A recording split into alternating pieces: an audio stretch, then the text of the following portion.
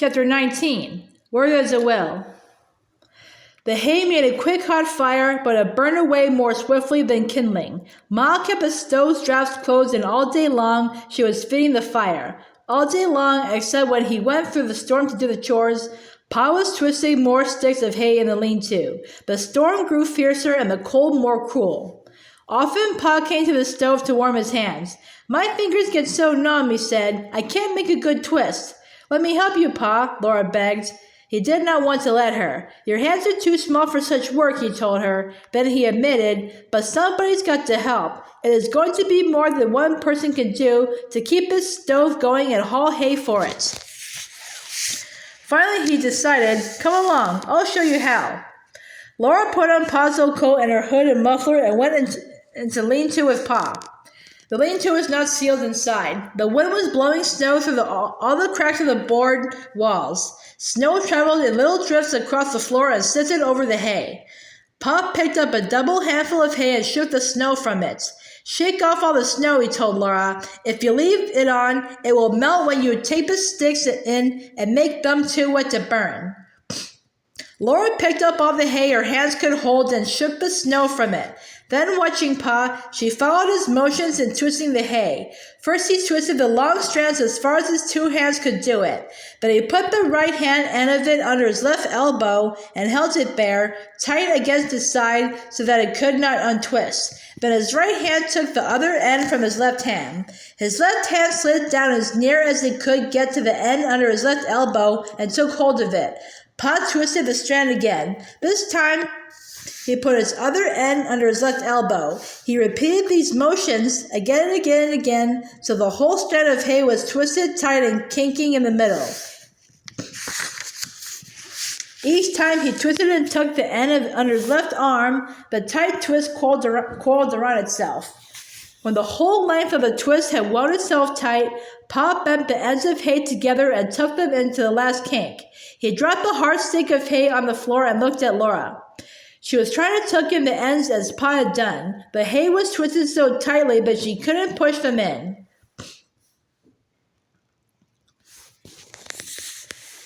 "Bend your twist a little to loosen it," said Pa. "Then slip the ends in between the kinks and let it twist itself back tight. That's the way." Laura's stick of hay was uneven and raggedy, not smooth and hard like Pa's. But Pa told her that it was well done for the first one. She would do better next time. She made 6 sticks of hay, each better than the one before, till the 6th one was as it should be. But now she was so cold that her hands could not feel the hay. "That's enough," Pa told her. "Gather them up and we'll go warm ourselves."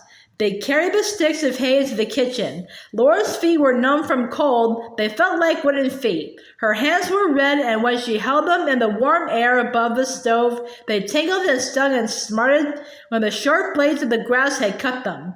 But she had helped Pa. The sticks of hay that she had made gave him time enough to get thoroughly warm before they must go into the cold to twist more hay.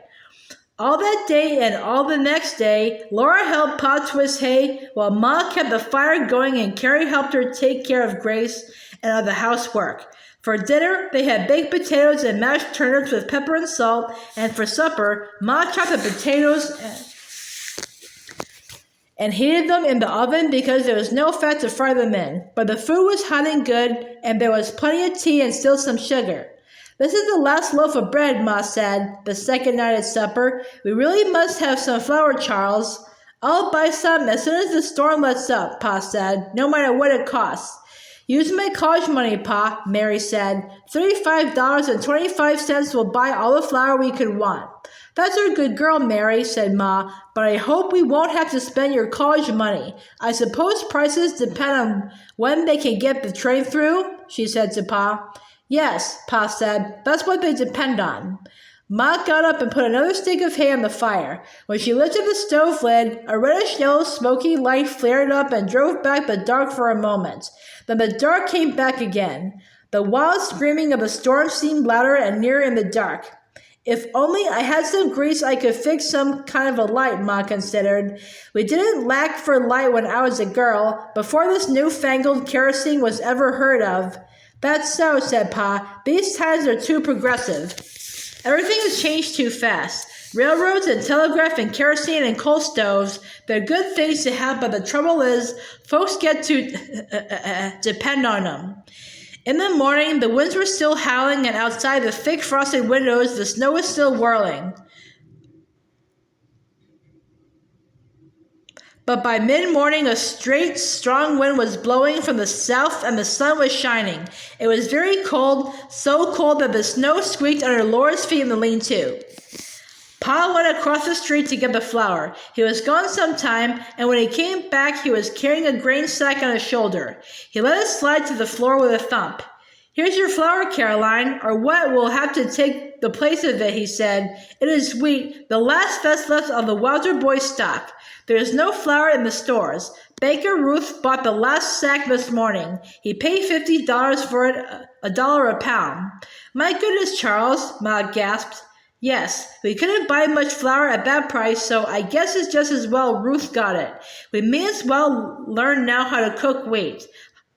"How will it be, boiled?" "I don't know, Charles. It isn't as if we had anything to eat on it," said Ma. "It's a pity there isn't a grist mill in town," Pa said.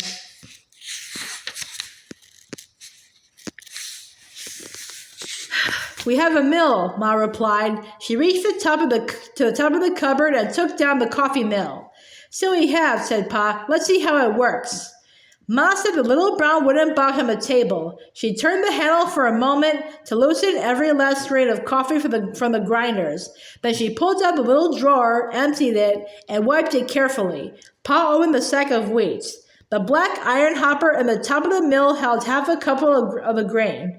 Ma shut its top. Then she sat down, placed the square box between her knees to hold it firmly, and began turning the handle around and around. The mill gave out its grinding noise. "Wheat will grind just like coffee," Ma said. She looked into the little drawer. The broken bits of wheat were crushed out flat. "Not like coffee either," Ma said. "The wheat hasn't been roasted and has more moisture in it." "Can you make bread out of that?" Pa asked. "Of course I can," Ma replied. "But we must keep the mill grinding if I'm to have enough to make a loaf for dinner." "And I must go haul some hay to bake it with," said Pa. He took a round flat wooden box from his pocket and handed it to Ma. "Here's something you can maybe use to make a light." "Is there any word of the train, Charles?" Ma asked him. "They're working again at that Tracy cut," said Pa. "It's packed full of snow again, to the top of the snow banks they threw up on both sides when they cleared it last time." He went to the stable to hitch David to the sled. Ma looked into the box. It was full of yellow axle grease. But there was no time to think about making a light. The fire was dying, and Ma put the last stick of hay on it. Laura hurried into the lean-to to twist more hay. In a few minutes, Ma came to help her. "Mary is grinding the wheat," Ma said. "We must twist a lot of hay to keep the fire going. We must have a good warm fire when Pa comes back. He will be almost frozen." It was late afternoon before Pa came back. He unhitched the sled near the back door and put David in the stable. Then he pitched the hay into the lean-to until there was hardly space to squeeze through from door to door. When that was done, he came into the stove. He was so cold that it was some time before he was warm enough to speak. I'm sorry to be so late, Caroline," he made excuse. "The snow is much deeper than it was. I had a hard time digging the hay out of the drift. I think we may as well have dinner at this time every day," Ma answered. "What with saving fire and light, the days are so short that there's hardly time for 3 meals. A late dinner will serve for supper as well." The brown bread that Ma had made from the ground wheat was very good. It had a fresh, nutty flavor that seemed almost to take the place of butter.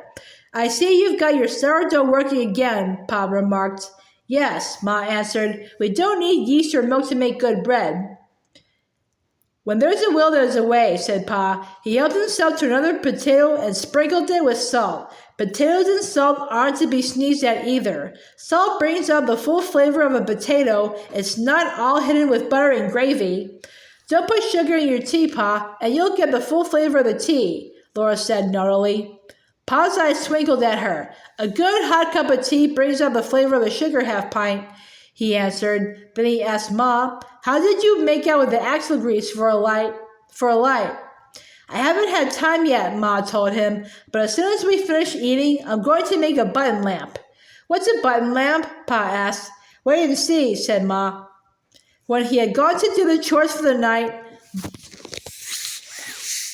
Ma told Carrie to bring her the rag bag. She took some of the axle grease from the box and spread it in an old saucer. Then she cut a small square of calico. Now find me a button in the button bag, Carrie. What kind of button, Ma? Carrie asked, bringing the button bag from the cold front room. Oh, one of Pa's old overcoat buttons, said Ma.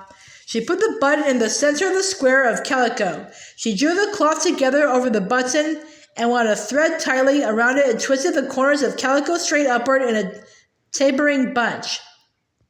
Then she rubbed a little axle grease of the calico and set the button into the axle grease in the saucer. Now we'll wait until Pa comes, she said. Laura and Carrie hurried to finish washing the dishes in the gathering dusk. It was dark when Pa came in.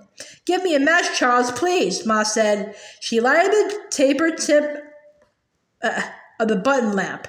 A tiny flame flickered and grew stronger. It burned steadily, melting the axle grease and drawing it up through the cloth into itself, keeping itself alight by burning. The little flame was like the flame of a candle in the dark. You're a wonder, Caroline, said Pa. It's only a little light, but it makes all the difference. Warming his hands above the stove, he looked down at a little pile of twisted hay. But I don't need a light to twist hay, he said. And we must have more now. There's not enough here for morning. He went out to twist hay, and Laura took the coffee mill from Mary. Turning the little handle around and around made the arm and shoulder ache so badly that they must take turns at the grinding. The little mill ground wheat so slowly that they had to keep it grinding all the time to make flour enough to bake for each meal. Ma took off Grace's shoes and warmed her feet by the oven door while she slipped off her little dress, pulled on her nightgown, and wrapped her in the shawl that was warming over a chair by the stove. Come, Carrie, if you're good and warm, she said. I'll put Grace in bed with you now. When Grace and Carrie were tucked in bed with a warm shawl and the hot flat iron, Ma came downstairs. I'll grind wheat now, Laura, she said. You and Mary go to bed. As soon as Pa comes in, we'll go to bed, too, to save this hay that is so hard to get to and to twist.